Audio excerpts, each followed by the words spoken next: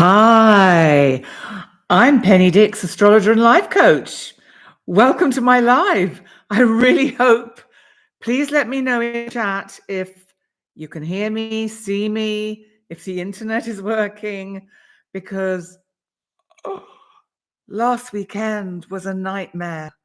And a lot of you struggled through and waited with me. All good. Thank you, Evita. Oh my God, that is just so good to hear. Oh God, I've been so worried about it. I I was frightened to go live again in case it just all goes funny. So look, welcome everyone. It's lovely to see already so many of you here. So Maria, you can see me, okay. And Andy, thank you, my love. All good. Yeah, sisters, soul fam, that's what we are. And next year have I got some exciting things for you all. I had a meeting last week with my kind of manager, but she's the lovely Andrea who does the pretty thumbnails and everything. And we will be coming up with some ideas and a few changes, basically to enable me to continue doing this, because I have an addiction to work. I never used to have, but because I like doing what I'm doing, I overwork and exhaust myself. And that means then I can't do anything, because an exhausted penny is rather useless. So so Andrea is trying to work on a structure where you still get the content you want. I still get to do what I love, but in a more structured way. She's really working with that Saturn in Pisces. Bless her. I love her. If you're watching, Andrea, mwah, love you, my darling, and see you tomorrow for part 2 of our meeting. So who's here? Shirley. Hi, Shirley. Thank you for your email. I did receive it.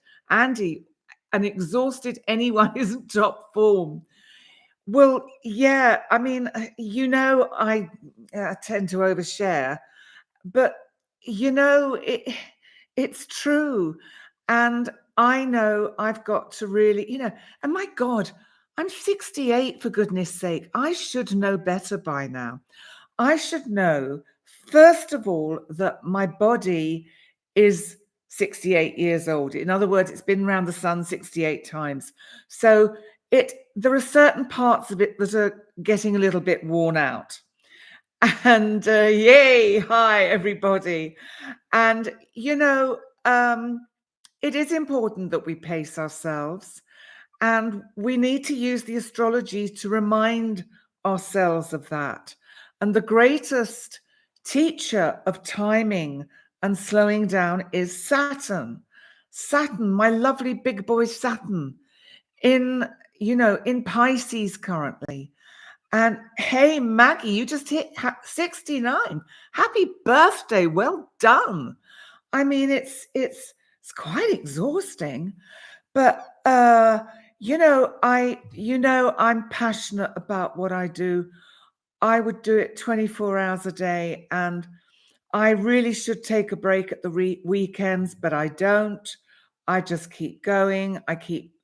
I'm not seeing clients. I'm going to be, you might find you have to wait longer, because I'm going to spread out the kind of times that I will see people to make sure that I don't overdo it. And also that you get the best of me if you've booked and paid your hard-earned cash for a session with me. So I want to make sure I'm on top form when I serve you. So I am doing my best to get some structure, some balance, and let's see how this feeds into the energy of the week ahead. And actually, the first thing I want to do is to ask you how you have felt over the last week. Please let me know in the chat, because I had some personal issues going on with health, which really I'm not going to go into. I'm not going to overshare everything, but it was exhausting me. And I'm just wondering if it's the energy or if it's me, or if it's a bit of both, because I want to know how you're feeling. So, hi Poonam. Yes, you've made it to another live. Well done. Because the reason I'm asking you is that yesterday, the 18th, we had this conjunction of Mars, our planet of energy, action, um, aggression, assertion, and absolute exhaustion, conjunct the sun. This has a fancy name. You may have seen on YouTube when you go through your homepage scrolling Mars CAZIMI the sun. And we all think, CAZIMI, what the does that mean? Well, it actually means to be in the heart of the sun, which actually is quite beautiful. I just want to catch this. Andy, the flu destroyed everyone in your house except you. But oh God, and all you want to do is sleep. RMT, you were feeling almost argumentative and tired yesterday. Maggie, all your girlfriends are our age and staying in. Yeah, I know. It's getting a bit dicey out there in America, isn't it? Venus and Mars, that's supposed to be complicated, but have been feeling very well lately. Good, Eminem. But listen, I want to talk to you about Mars CAZIMI, the sun, because CAZIMI literally means that Mars was, because from our perspective on Earth, it was kind of consumed visually in the energy of the sun. So it was taken in to the heart of the sun. Now remember, they're both in Scorpio till the middle of this coming week. And Mars co-rules with Pluto, Scorpio. So, you know, we had that new moon 10 days ago. And here we are with Mars in the heart of the sun, recharging its batteries, re-energizing it, transforming it, kind of pulling its energy in to the gravitation of the sun, because it's like the sun's gravitation fights against the gravitation of the other galaxies and the galactic center. You can't see my hand, but it's going off into space. And basically, Mars is being pulled into this kind of plasmic energy of the sun, this incredible energy. I mean, this, you have to remember, this is symbolically and metaphorically. So it is a big deal. And we have other planets that do it, like Mercury, Venus, etc. You know, that all of them will do this with the sun at some point. But it's still a rare occurrence. So what does it mean? Well, what it means is, I think, is it's like regeneration. It's like regenerative energy being passed back to us. So you've got Mars being pulled into the sun, having its batteries charged, and then the sun pushes it back out further on into its orbit, and Mars is totally energized, totally kind of like the phoenix rising from the ashes, transformed into positive Mars energy, away from the negative, aggressive, angry, warlord kind of energy, and into positive, assertive, taking back the control, not just on the world stage, but in our own lives.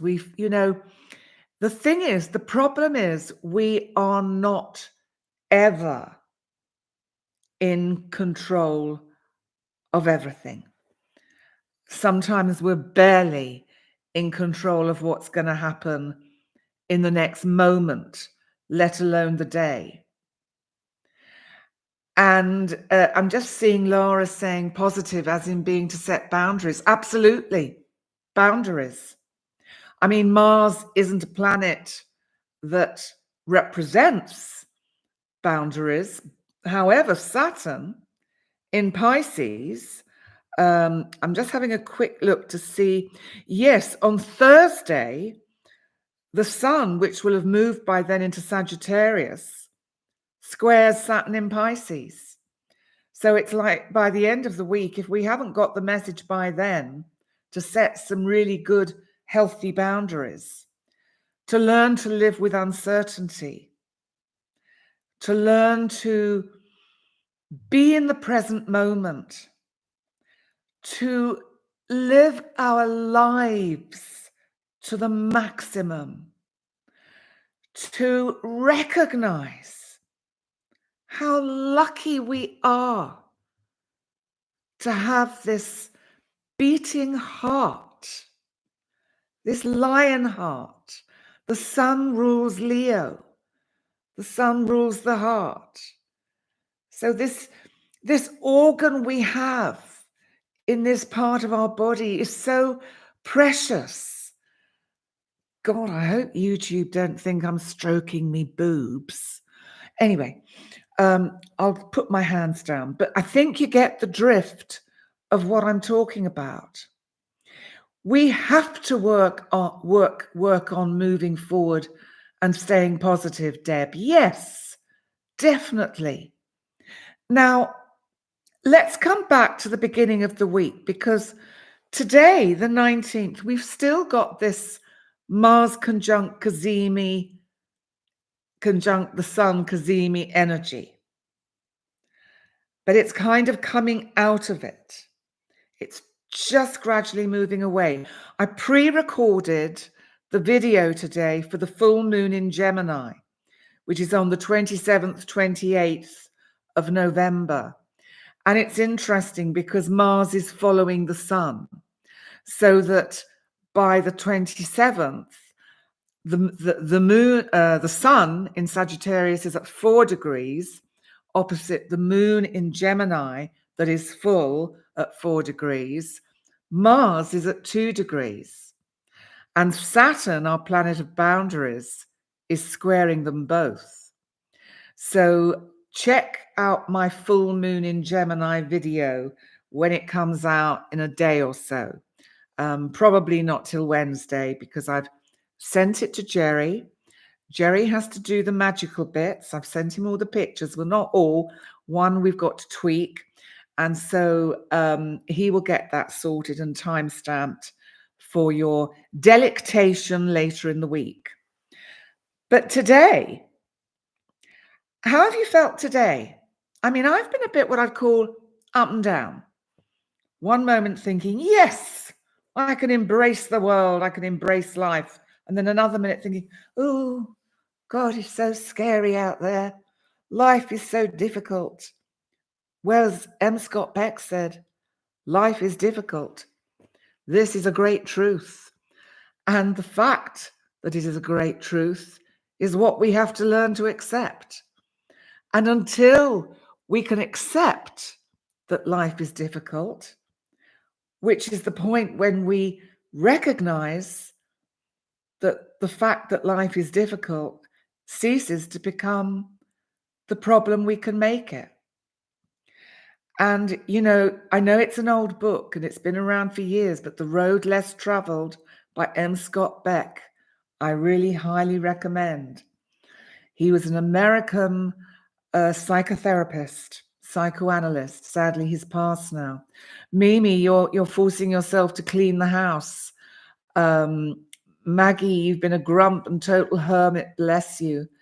Shirley, you're a bit up and down, but hopeful. Maggie, Saturn wants me to grow up. Listen, I'm having the same problem, Maggie, and I'm going, oh, no, what? Make grown-up decisions? I don't think so. That's far too difficult. So, Laurie, you're right, my love. We have to learn a balance in life. And, you know, where have we got this? Because let's look at where the moon is today. Yesterday, the moon was in Aquarius. Today, the 19th, it's also in Aquarius. It's waxing crescent. I'm blessed here at the moment with the most beautiful, clear night skies. And the crescent moon looks so stunning that it really makes one kind of aware of the magic of the solar system, the magic of the cosmos, the magic of the universe. Hello from Coyle, Washington. Welcome, Karen. And you couldn't sleep last night. Evita's exactly spot on, Penny. High energy feeling like conquering the world, just to stumble into a low energy feeling, hopeless, and talk about contrast.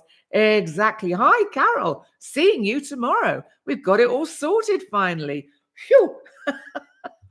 So, I just want to tell you what the moon in Aquarius rules, because it is interesting. And as we go through these week after week, you'll get more familiar with it. But it's the calf, the ankle, the shin, and the Achilles tendon. So that's what it rules. Surgery, all this week, is kind of like neither yes nor no. It's kind of like it's no big deal.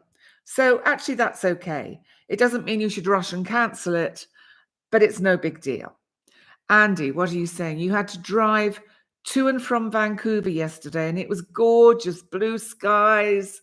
The drive home was dark, but we could see stars. Oh my God, how beautiful. That is just such a rare thing. That is beautiful. What's this? Hello, Penny. Do you gallows your sun or rising sign? Gallows? Gallows, that's what they used to hang people on. I don't do anything with gallows. I don't think you mean gallows, do you? Do I follow my sun sign or rising sign, maybe you're asking? Well, I tend to follow my rising sign, then my sun sign, and sometimes, if I'm in the mood, I listen to my moon sign. That's what I do. Should we move on to Monday? Because Monday we have the first quarter moon. So this is tomorrow.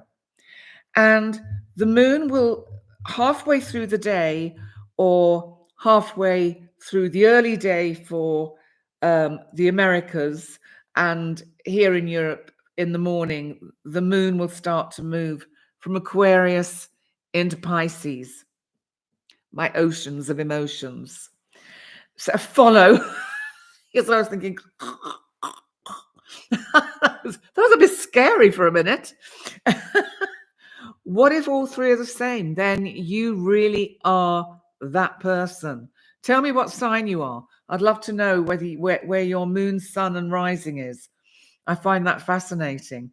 But tomorrow is the first quarter moon, and it moves into Pisces.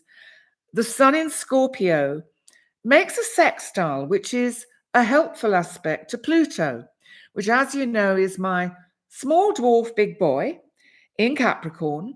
I think he's still at 28 degrees. And it's when these planets are coming to the end of their journey in a particular sign, and let's face it, Pluto has been in Capricorn for you've told me, well, I can't remember. Oh dear, I don't know. You expect me to have a memory? Listen, I barely remember what my name is sometimes. I'm Penny Dix, Astro Coach. That's it. So listen, the sun in Scorpio sextiling Pluto in Capricorn. When these planets get to the end of their journey through a particular sign, Pluto is now trying to really tidy up, deconstruct what still needs to be torn down. And I don't think we need to mention any parts of the world that don't need enormous change in that department. So I think we can all kind of be aware of that and see that. And so the sun in Scorpio sextiling Pluto is, and remember, the sun is also coming up to the last degrees of Scorpio by Monday, by tomorrow. So it's almost like the sun is giving a little bit of energy to Pluto. So we might see tomorrow, we might actually see a little bit of more change, more structural change in governments around the world. I mean, last week, the UK shocked us all with David Cameron coming back from his retreat in the country. And you're thinking, what the good God? Is he going to be Prime Minister again? I mean, that was extraordinary. That was like they got him out the cupboard, dusted him down, and thought, we're really going to lose the next election unless we do something sharp. So that's what they did. Oh, thank you, Maggie. Listen, I laugh because I usually get terrified. I mean, it's sort of like when we're fearful, we either cry or we laugh or whatever. No, I'm not fearful. When I do these lives, I get terribly overexcited. And this is what I was saying at the beginning, that I've recognized I've got to rein myself in a bit and get some balance, because otherwise I am going to be the proverbial shooting star. I'm going to go all the way up and then go poof, and you'll see a wonderful display of all bits of me falling to the ground, and I won't be able to do this anymore. And we don't want that, do we? Well, I don't want it, because I just love doing it. And so I know I've got to really kind of it'll be okay, don't worry. And if the subs go down a bit, doesn't matter. YouTube's a funny old master, or mistress, whatever we want to call YouTube. YouTube has its own. I mean, somebody said to me last week they went on my channel and found they'd been unsubscribed, and they said they never did anything, so they quickly subscribed again. So there is, I don't know, I don't understand really how these big conglomerate AI algorithmic machines work, but they have a life of their own. So, right, let's see. So that's Monday. Tuesday, the 21st. So the moon is still in Pisces, my oceans of emotions, waxing gibbous. And remember, Pisces rules the feet, the toes, and the pineal gland. And on Tuesday, Mercury, our planet of communication, in Sagittarius, which is soon going to be star of the cosmic show, because that's where all the energy is going to be focused over the next few weeks when the sun enters Sagittarius on the 22nd. So let's see, Mercury in Sagittarius, trining, which is helpful, Chiron, our wounded healer in Aries.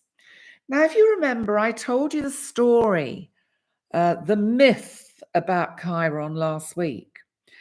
And Chiron is an interesting character because, we just go, oh, yes, the wounded healer. Oh, yes, the wounded healer. But, there's more to it than just that, because we all walk around with some kind of inner trauma. Now, when I first started my training as a psychoanalytical psychotherapist, one of the authors that we had to follow, or sort of analytical people we had to read up on, was a person called Melanie Klein, and she did a lot of work about mother-baby relationship. And it is really fascinating. And if I think back, I didn't really get it much at the time because I was too young. But the fact is, if mother leaves us for too long because she's talking downstairs on the phone and baby's crying and she doesn't come in time, the baby basically has a breakdown. And that's when you see babies crying uncontrollably, because they're trying to control their world. They need mother, father, whatever caregiver to make sure their needs are met. That's all the focus is about. Feed me, change me, burp me, make me laugh, keep me warm, cuddle me, make me feel safe.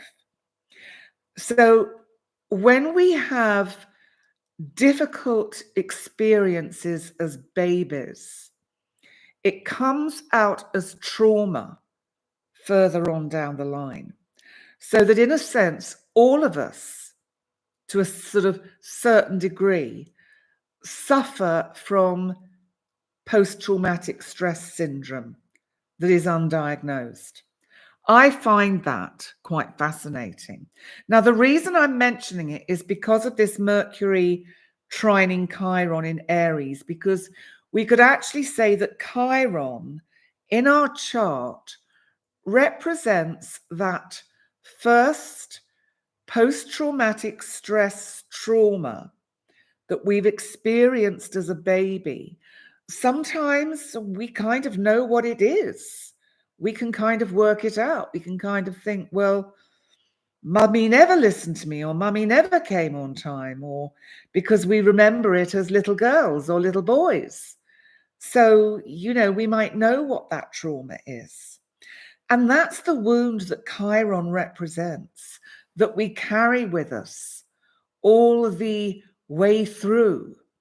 That's interesting, Andy. Got you through the first years of your children's lives, because yes, no parent gets it right, because kids don't come with a user manual. They don't tell us what they need. They can't. And so it is very difficult for any parent to ever get it right, and they won't. And parents are young, obviously, and they're having fun, and they want to enjoy life with their husbands or partners whom presumably they are in love with and want to still do making baby stuff and all the rest of it. So, babies have to somehow find their place in all of that, and it's not easy for any of them. So if we think about Chiron, that's why I'm bringing it up. Chiron is in Aries, which is a sign about initiating, starting anew, beginning afresh. So Chiron is actually, in a sense, inviting all of us to look at that wound that we carry within, that trauma that we've carried since we were babies, and see if we can become aware of it and see how it plays out in our lives now. And even at the ripe old age of 28, it will still have a meaning. It will still have a meaning. And, what I find so fascinating about growing up and growing old is that each week, each day, each month, each year, I learn more and more about myself. If you're not, then you're probably suffering from depression, anxiety, and panic. By the way, I'm an expert on that, so why not book some coaching with me, because I'm very good at helping people manage anxiety, panic, and stress. So that's what's happening on Tuesday, the 21st. By Wednesday, the 22nd, the sun finally moves into Sagittarius. Sagittarius, the sign of truth, the sign of education, of learning, of also of that spiritual kind of understanding and that higher frequency of spirituality. That ability to see that there is more to the cosmos than what we see, feel, hear, and touch. Jupiter is the ruler of Sagittarius. And, that is just Jupiter is such a powerful representative for the sign of Sagittarius because Jupiter is about joy. Sagittarius can be about fun, joy, travel of the mind, literally travel of the world, of the cosmos, of the universe. Wow, Maggie, your mum will be 96 next Sunday. She insists God has still got her because you're still learning. Oh, God, then I'll be around for a long time. But bless her and happy birthday to her. Please wish your mum a very happy birthday from Penny. And, so Wednesday the 22nd, the sun moves into Sagittarius. The moon will still be in Pisces, waxing gibbous, and a bit later moves into Aries.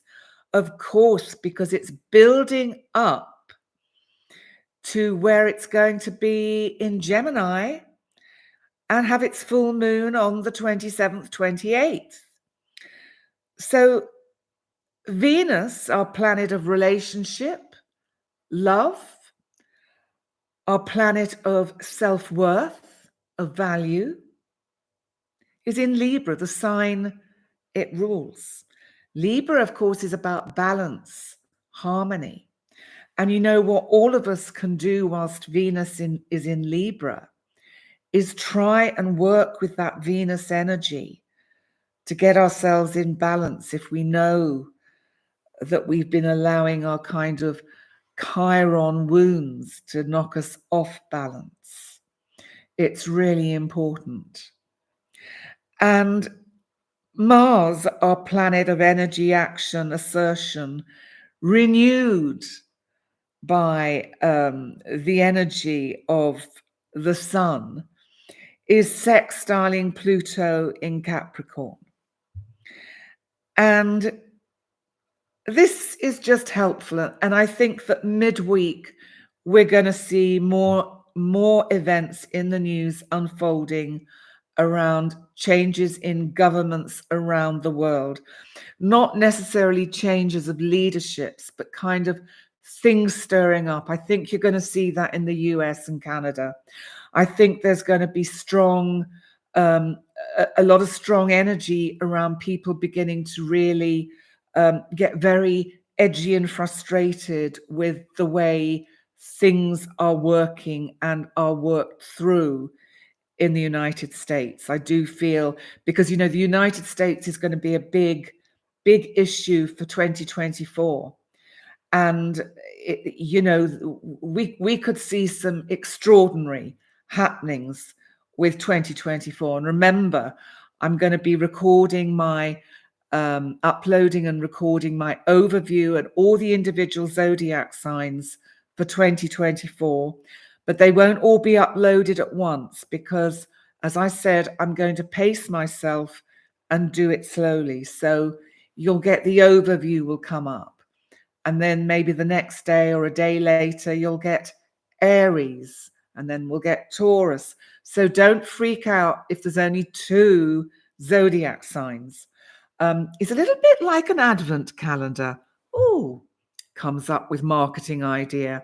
So every day of the week for the first 12 days of Christmas, you will get a zodiac sign, but you won't know which one it is. That would be a good way to do it. I like this idea.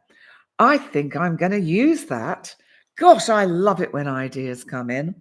So where was I? Yes, I was talking about Mars sextiling Pluto.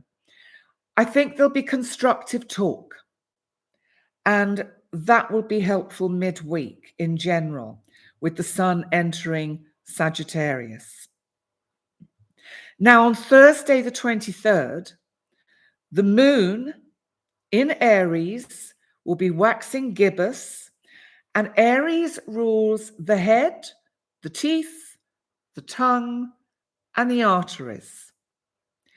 And the sun in Sagittarius will be, here we go for it, squaring Saturn, my big boy, in Pisces. And this is where we get our oceans of emotions being given some boundaries. So the sun is, Thursday is an important day. Anything that you're planning to do that gets blocked or stopped or held back, or you're told you need to wait, trust it. Say, okay, that's the deal, that's the deal. I'll go with that. So just wait for that and trust it. And it will be okay. Because you know what? Everything will be all right. In the end, that's how it is. Everything will always be all right. And I want to say that again so it sinks in. Everything will be all right. Never forget that. I will tell you, that came to me in a vision dream. And a vision dream is where you dream of a no longer in the physical spiritual teacher, and they come to you in a dream state, and they give you information. And at the time, I was going through a particularly emotional time and getting very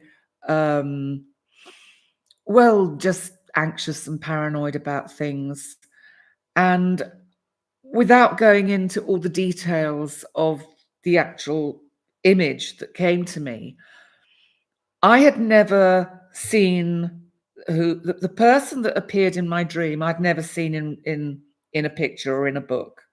That was the most extraordinary thing, because when I told my lovely friend Caroline Vasey the next day, she said, "You've just described an Indian guru called Shirdi Sai."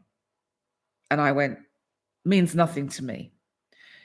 She found a book. She showed me a picture of him. He had died in something like, I don't know, the 1920s. And I was just so shocked. I said, "Oh my God, that was him. That was him." So she said, "What you had was what we call a vision dream." She was like a mentor, a spiritual mentor to me. And he was sitting on a kind of wooden bench in this vision. And he just looked very deeply into my eyes. I was sitting on just like a little stool at his feet, really. And he was in a long kind of like sackcloth white robe, nothing grand, nothing fancy. His hair was a bit straggly, and he had a bit of a, I don't know, something round his head. And he just said, "Everything will be all right. Everything will be all right. Everything will be all right." And he said it 3 times. I woke up from that, and it transformed me. And I give you that. It'll have to go in the book, won't it? Because I want to take a bit of more time for me, because I want to write a book. I have so many ideas, and I really love, I've got to collate all these things. I've had such extraordinary experiences. Serenity from chaos, exactly. Thank you, Andy. Yes, goosebump moment. Or your daughter singing Christmas songs. Yeah, that's a go. Advent calendar, zodiac signs. I love it. I love it. So let's come back to the astrology, because I don't want to disappoint you, but because I'm trying to just cut back on the time I put into videos, because I have to take care of me, I'm not going to do the tarot today. I hope that's okay with you. I'm sticking to the astrology. I'm not saying I'm never going to do them, but I just think for me today, it's better to keep this short, especially as the internet is not playing up, and stick it to astrology. There are some wonderful people out there, as you know, doing the tarot, like Julie Poole, who I will be doing another discussion with. In January, we're going to do a live. I don't know whether we're doing it as a live stream or as a pre-recorded, but we're going to do a very interesting discussion, which will be fabulous. Maggie, bless you. Anything you do is perfect. Well, I don't think my parents thought that, but then that's another story. That'll probably be in the book too. But anyway, where was I? Have I done? Yes, I haven't really talked about the Sun in Sagittarius squaring Saturn in Pisces. This is important. Boundaries for our oceans of emotions. Boundaries. We have all got to manage and contain the overwhelm that we are going to feel currently, because there is so much powerful energy streaming onto this planet. I've noticed a lot of galactic astrologers talking about this, and it's not an area I know much about, but I do know I'm experiencing this kind of, well, just waves of light coming in. And I know a lot of you are too. Let me know in the chat if any of you experiencing that. You're feeling it, Shirley. Yeah. It's powerful stuff and it's exhausting. And that's why I need to conserve my energy so I don't burn myself out. And then I won't even be able to have a YouTube channel or do any of this. So let's move on to Friday the 24th, because I've been talking as usual for already 40 minutes. I just don't know where it comes from. Friday the 24th, the moon is in Aries. And then it moves into Taurus, but it's waxing gibbous. So it's moving towards a full moon. Now, what's really interesting, when I just then mentioned about the energy and the lights coming in, I've now started to get really hot. And I don't know whether just by mentioning it, it kind of attracts them. Because it's just like, and it's not a hot flush. It doesn't feel that kind of heat. It just feels, I just feel hot. And for all the men out there, or Brandon if he's watching, not that hot, darling, okay? Let's keep it clean. Boy, oh, Shirley, you're boiling. Oh, God. So you'll probably see me looking a bit shiny. But let's come to the weekend, next weekend, because by Saturday the 25th, which is really where we start building up for the full moon energy, the moon, and remember, the moon is about our feelings, our intuition, caring, nurturing, loving, nurturing this heart, looking after our physical. How often do you send love to your heart? To actually think about your heart as an amazing muscle that's working all day long, ever since you were born, working, doing its best to keep us healthy. How often do we think about that? We send all these heart emojis, but it's like we don't kind of recognize what we're, how this beating heart is so valuable.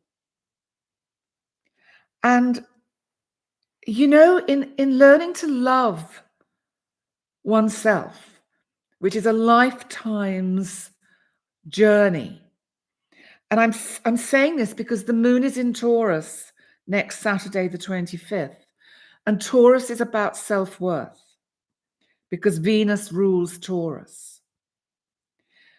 Taurus also rules the neck, the vocal cords, the throat, and the thyroid gland.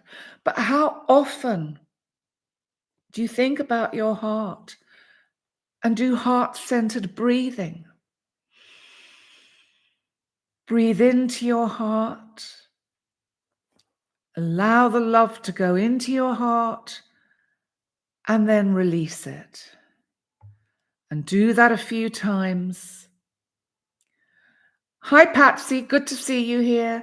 But, do this heart-centered breathing. There are ways to do it. That everyone seems to have their own method, but one that I find good, that is also very good for anxiety, is you breathe in for 4, you hold it for 4, you let it out for 4, and you pause for 4.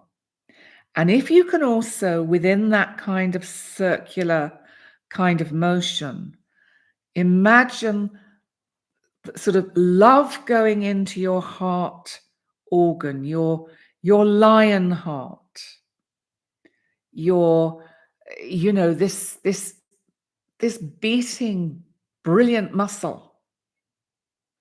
Love your heart. If you start loving your heart, it will respond positively to you. And if you start loving your heart, you're just that one step away from loving yourself. It's interesting how the internet is settled this week, and I'm,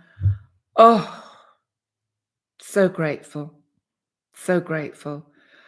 Last weekend, I think, contributed to the kind of meltdown I've had this week. I mean, you'll notice I've not posted anything. I've not been on Facebook. I've not done any shorts. I've done nothing. I've just basically had to retreat. And I think you will recognize that, because sometimes we all have to retreat. And I cannot tell you how grateful I am to have you all here tonight, because having you here, it helps me to realize that I am doing something valuable. That sounds a bit kind of crass. I don't mean that I don't know that I'm doing something valuable, but you see how difficult it is to fully have faith and trust in the abilities that we have. I give you my authentic self. What you see is what you get, warts and all. And as I glance down at the screen to talk about Saturday, the 25th, and the moon in Taurus, Mercury, our planet of communication, in Sagittarius, this is beautiful to bring this to a close, is trining the North Node in Aries. Now remember, the North Node is about our divine direction, our karmic path into the future. And the fact that Mercury is in the sign of truth, Sagittarius, the sign of honesty, the fact that it is there supporting the communication aspects of feeling that energy next Saturday, sitting with yourself and doing that heart-centered breathing and recognizing that Mercury, the planet of communication, is really, really working on helping you, all of you, amazing, amazing people, whether you're joining this on playback, whether you're joining this live, this is helping you all discover what your true path is and what you're meant to be doing here. And yes, we all have jobs that we have to do that make money.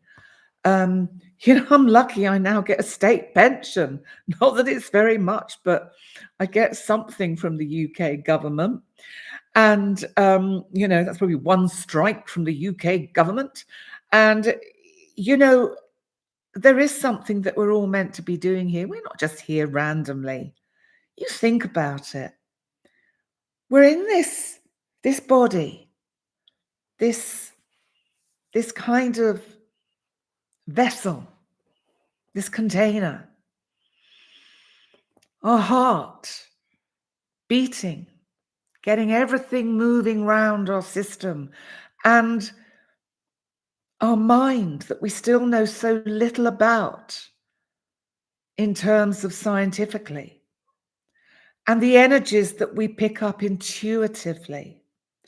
And that is what is going to start flooding in 2024.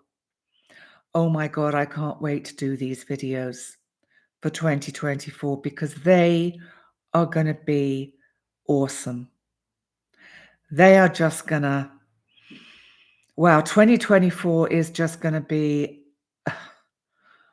when you think the last few years have been full of change, you ain't seen nothing yet. Maybe on that note, I'll have a quick look to see if anybody's asking me anything in particular. Shirley, yes, yes, and yes again.